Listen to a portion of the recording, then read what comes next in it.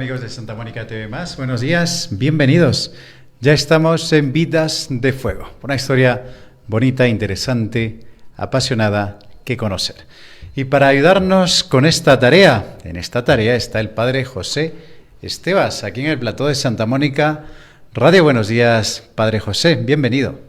Buenos días, padre Nico. Aquí estamos para presentarle un santo famosísimo en Madrid, predicador de la corte del emperador de Felipe II. En fin, Carlos, el del Escorial, ¿verdad? Sí, Carlos V. Así que ha sido un personaje yo lo he liado famosísimo con los nombres, y santo. Ya.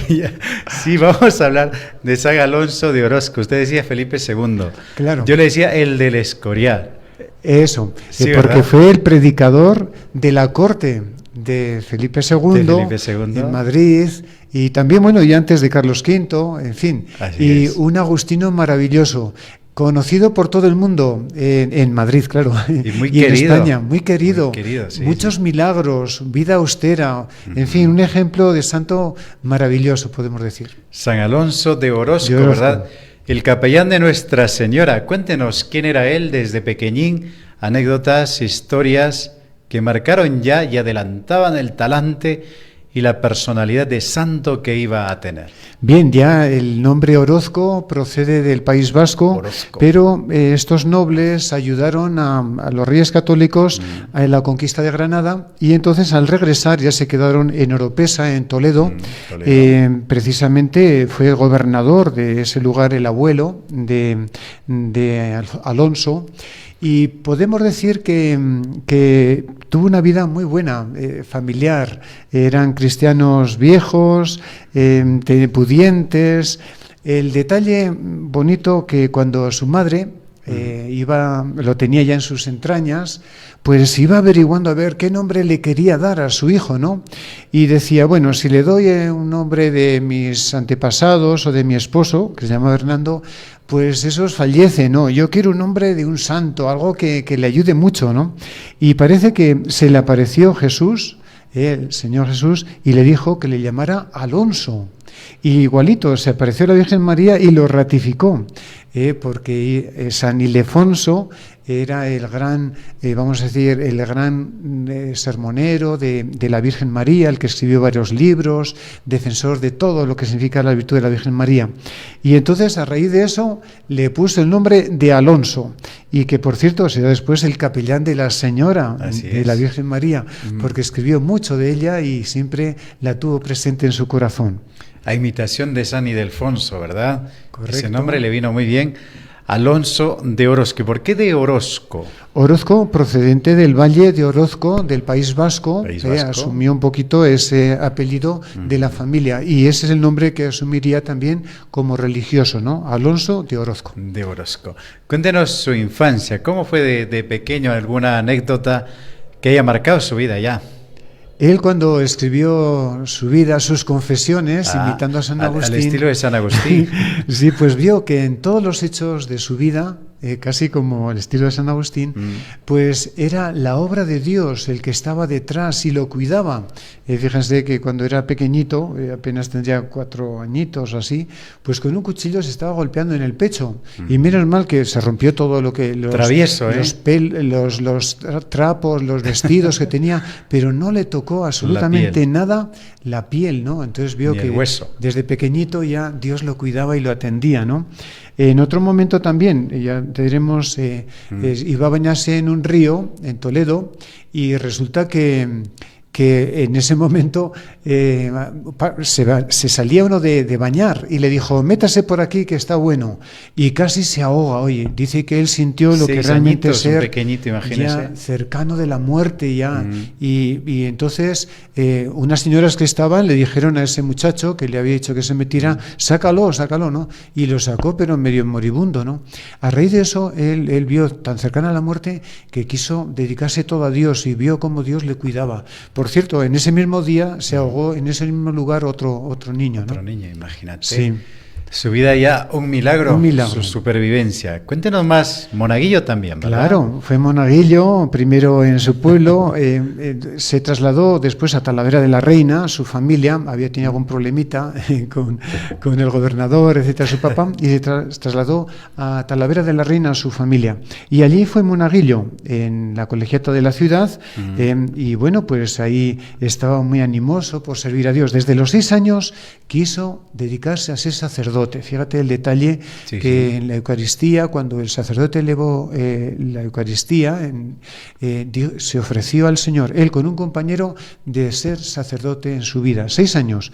Luego pasaría... Además, ese propósito tenía él la intención de cumplirlo, ¿verdad? Luego aparece en Salamanca, 14 años. 14 años. Quizás el detalle que había perteneció también al coro de Toledo, de la Catedral de Toledo, donde solamente los 6 más perfectos, podemos decir, ingresaban. Los mejorcitos. Y él era de los 6, de los 6.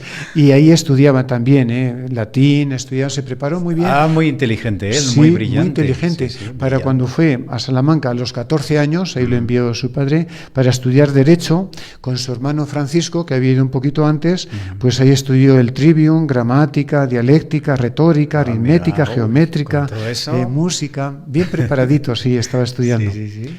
La retórica. Y además Salamanca, en ese tiempo, el convento agustino era muy famoso. Ahí se hacían santos, la fábrica de santos. Y estaba por ahí alguien muy conocido y muy querido por nosotros, ¿verdad? Santo Tomás de Villanueva, precisamente, donde, sus sermones era la atracción de toda la ciudad de Salamanca.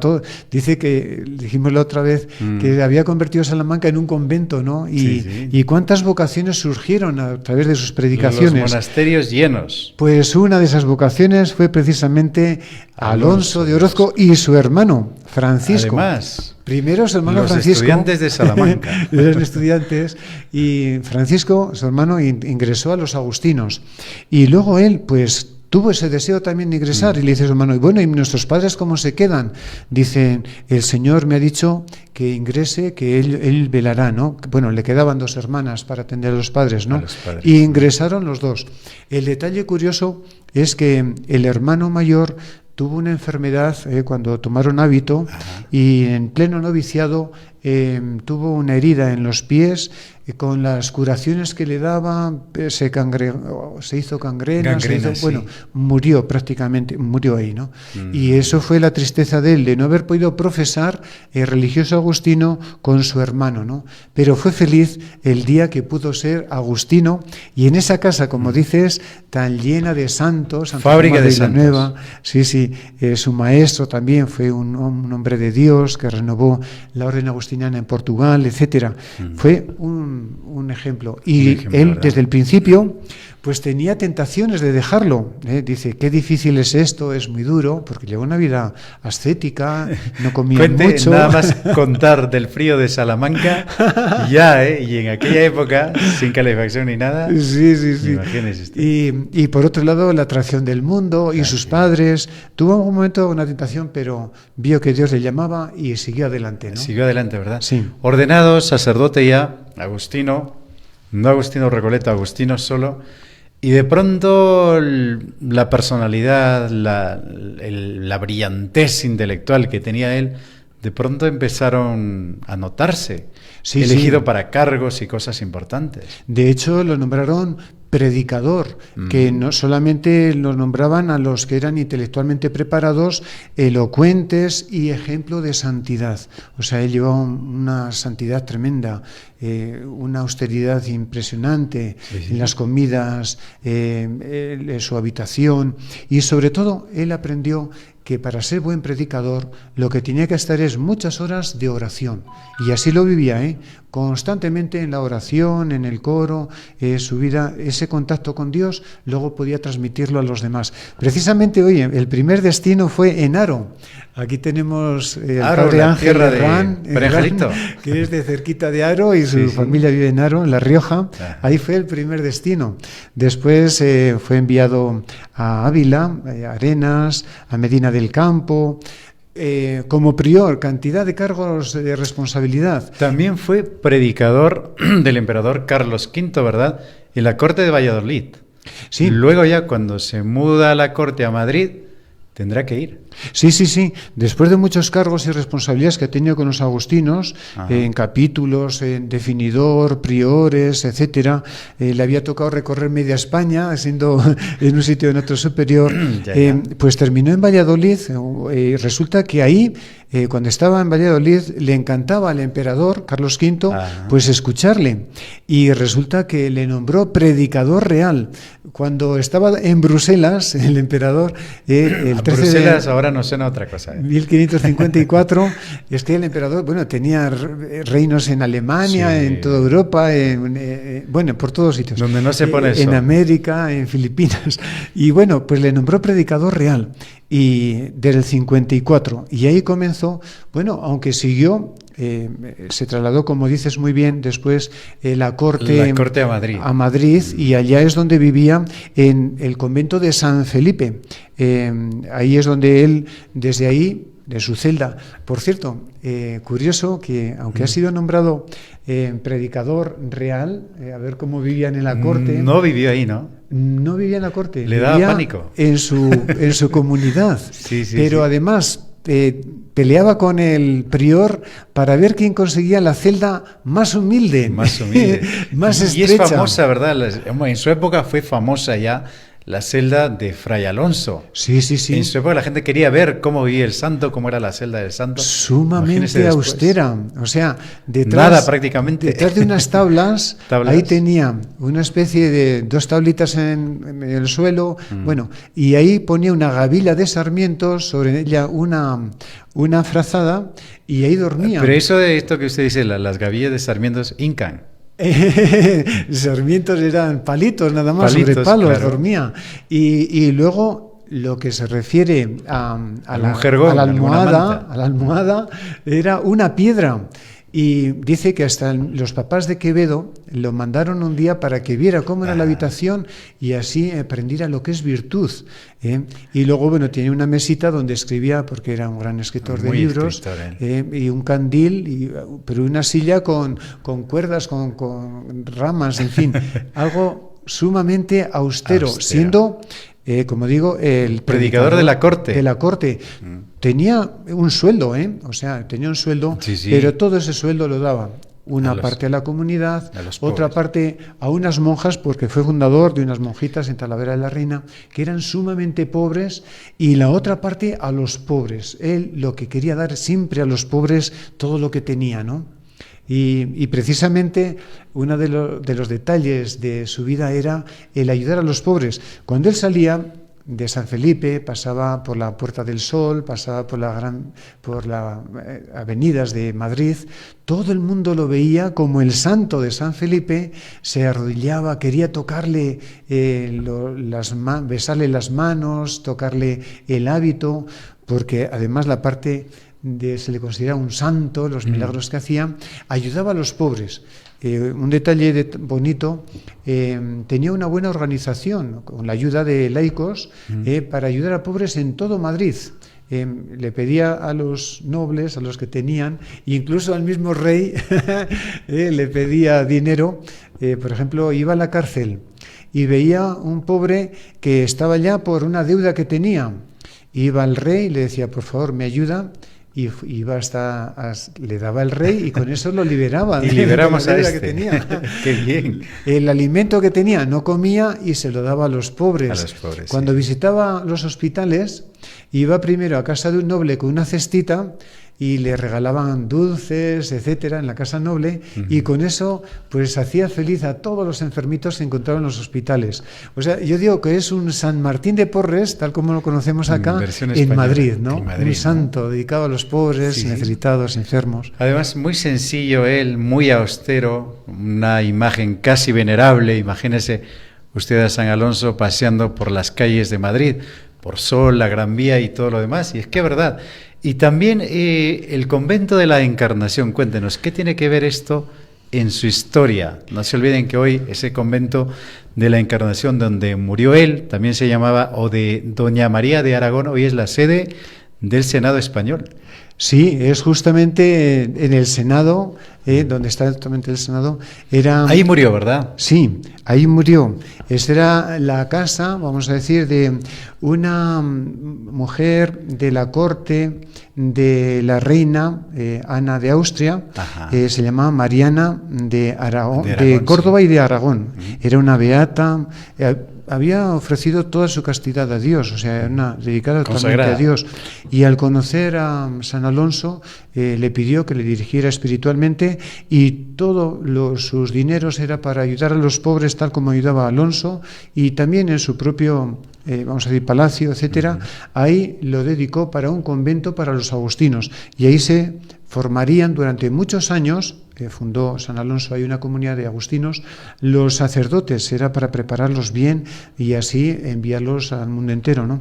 Cuando él fue a ese lugar, porque decía que en el centro había mucho ruido, había etcétera, sí. Duró poquito, tuvo ya una enfermedad. Y, ¿de qué murió el santo? Bueno, él había tenido enfermedades muy fuertes, como la artritis, ya desde joven. Por el frío que pasaba. Mucho, había estado desahuciado varias veces, había sentido como la Virgen la había bendecido, la había curado, San Agustín también, etcétera. Pero en este caso parece que tuvo una enfermedad, ya no podía levantarse de la cama, tuvo que estar ya en su habitación. Vamos a decir que la Virgen María dice que le consolaba también, ¿no? Le atendía. O sea, fue algo que se sintió muy acompañado del Señor. En fin, fue una muerte santa, abrazando un crucifijo que él había llevado en un naufragio. Cuando él quería haber ido a América, había naufragado. Es verdad, siempre quiso y no pudo, ¿verdad? Y no pudo de ser misionero. Pasaba algo y no podía. Y ese Cristo que le salvó en aquella ocasión, lo tenía cuando estaba en el pecho de... Sí. En el lecho de muerte. Bueno, podríamos hablar alguna cosita de la corte, ¿no? Perfectamente. Él pidió algo varias porque veces... es que me parece a mí como que no encajaba un santo como él en la corte, ¿verdad? Tan austero, la corte real. Iba vestido feo, de tal forma que el como rey un jergón, a veces el jergón le compró tela para que se hiciera un hábito y lo regaló a los pobres, lo dio, y seguía con su hábito austero y tal y cual. Sí. Pero él, respecto de otros predicadores de la corte, porque todas las órdenes igual tenían alguno, a él le permitían entrar a todas las alcobas, a todos los lugares, porque era un santo. O sea, por ejemplo, la reina, cuando iba a dar a luz, pedía que viniera el santo Alonso, casi de un santo lo consideraban, para que con la correa le tocara un poquito y así se le quitaban todos los dolores. Mira. El rey Felipe II, pues resulta que tenía problemas de la gota, tenía problemas de enfermedades muy serias, pues nada.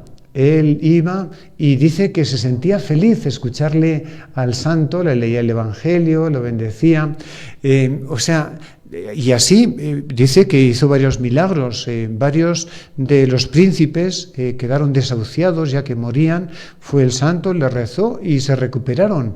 O sea que, y fíjate el detalle que cuando después de 22 años de estar en la corte, dice ya creo que es suficiente. Él quería dedicarse a Dios en la soledad y se puso de rodillas delante de Felipe II y le dice: mira, yo me retiro ya.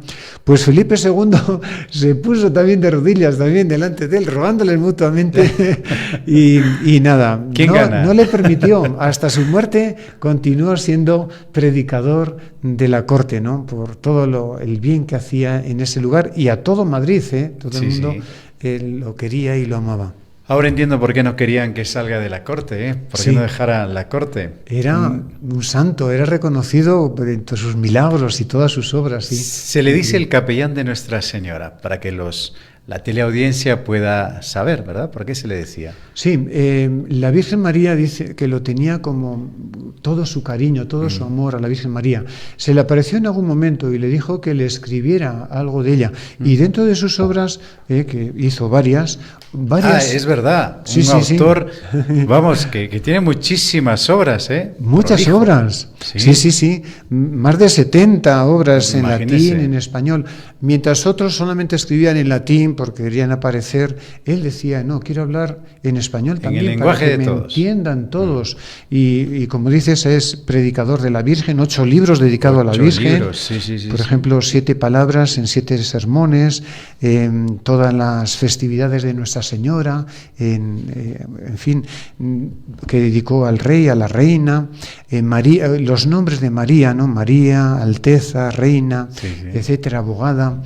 También escribió su propia historia, las confesiones, ¿no? Sus confesiones. Dice, quiero presentar mis pecados para que la gente tenga dolor de ellos y también se arrepienta, ¿no? Para que vea la misericordia de Dios y se rían de mí. Él decía, para que vean lo malo que soy, ¿no? Y al contrario, producía el efecto de que era mucho más bueno de lo que podían imaginar, ¿no? Creía ser. Entonces, también escribió una regla de vida cristiana para su hermana. En esta escribía que fueran las esposas a la iglesia, que fueran a rezar, que fueran a la misa, que se confesaran de vez en cuando. En ese tiempo donde no eran estos datos muy comunes, ¿no? Escribió un catecismo de instrucción al pueblo para que comprendieran la fe con citas bíblicas, 453 citas bíblicas, cómo conocía la Biblia, ¿no? Escribió libros de espiritualidad, por ejemplo, Monte de Contemplación, Vergel de Oración. El Monte de Contemplación le pedía a los sacerdotes que rezaran, que celebraran la misa diaria. Tampoco era muy común en ese tiempo, ¿no?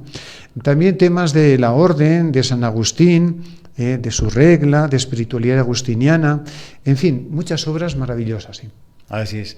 Una vida bonita, una vida que cautiva, ¿verdad? Y sobre todo sus obras fueron traducidas a diferentes idiomas. Queridos amigos, hemos hablado de San Alonso de Orozco. Padre José, ¿algún dato más? ¿Algún milagro que siempre la gente nos pregunta? ¿Y qué milagro hizo? Muchos milagros, como digo, en la corte real, cantidad. También dice que una niñita que ya estaba desahuciada, la resucitó, volvió a la vida.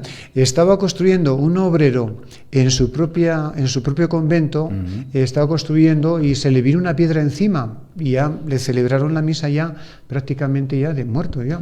Y cuando estaba en la misa se levantó el enfermito y resucitó también. O sea, un montón de milagros, pero el milagro, podemos decir, de este hombre, él sufrió mucho la enfermedad, sufrió también, iba a decir, tentaciones del diablo, que le los escrúpulos, ¿verdad? Escrúpulos, 30 muchos años de escrúpulos, y que al final Dios le liberó de esos escrúpulos. ¿Y cómo? Cualquier situación difícil que tuvo lo transformó en acercarse más a Dios, estar más cerca de Él, y así fue un instrumento de Dios para todos, ¿no? Así es, queridos amigos, San Alonso de Orozco. Padre José, encantados, como siempre, de tenerlo aquí en Vidas de Fuego. Que San Alonso nos bendiga. Mis queridos amigos, agradecemos al Padre José una vida interesante, apasionante, que nos ha contado de un santo agustino, San Alonso de Orozco, el capellán de Nuestra Señora. Con nosotros será hasta el próximo miércoles en otra entrega de Vidas de Fuego. Gracias por estar ahí. Un abrazo. Adiós.